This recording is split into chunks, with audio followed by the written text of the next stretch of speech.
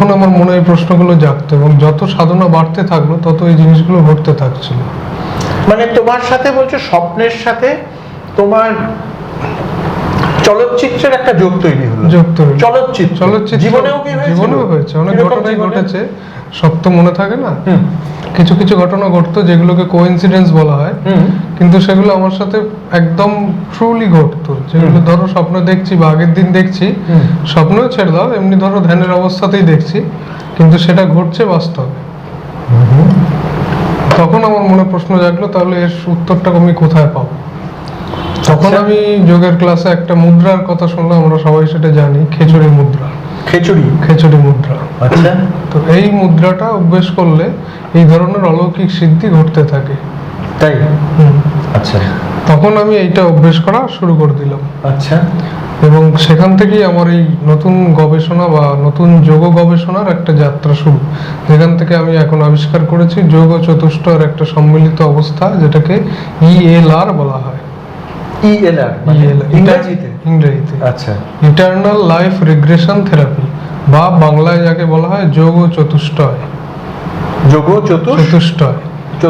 চতুষ্টয় মানে চারটে ফেজ আছে, হঠযোগ, ক্রিয়াযোগ, রাজযোগ, জ্ঞানযোগ।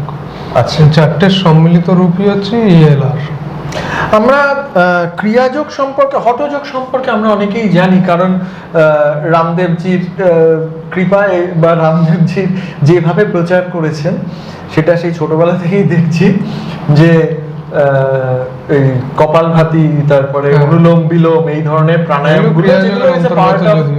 কিসের ক্রিয়াযোগের অন্তর্গত সবগুলোই না, প্রাণায়ামগুলো এগুলো সব ক্রিয়াযোগের অন্তর্গত। আচ্ছা, এগুলো ক্রিয়াযোগের অন্তর্গত, কিন্তু হঠযোগও আছে। হঠযোগ আছে শীর্ষাসন বা এগুলো, আসনগুলো সমস্ত কিছু হঠযোগের অন্তর্গত। তো এগুলো তো আমরা জানি। ক্রিয়াযোগের সাথে আমি বাকি যেগুলো বললে, ক্রিয়াযোগ এবং জ্ঞানযোগ বললে না, রাজযোগ, বিবেকানন্দের সেই চারটে বই, রাজযোগ, জ্ঞানযোগ, ক্রিয়াযোগ আর ভক্তিযোগ। ক্রিয়াযোগ না, রাজযোগ, জ্ঞানযোগ, কর্মযোগ আর ভক্তিযোগ, সেই কটা যোগের প্রসঙ্গ আসে।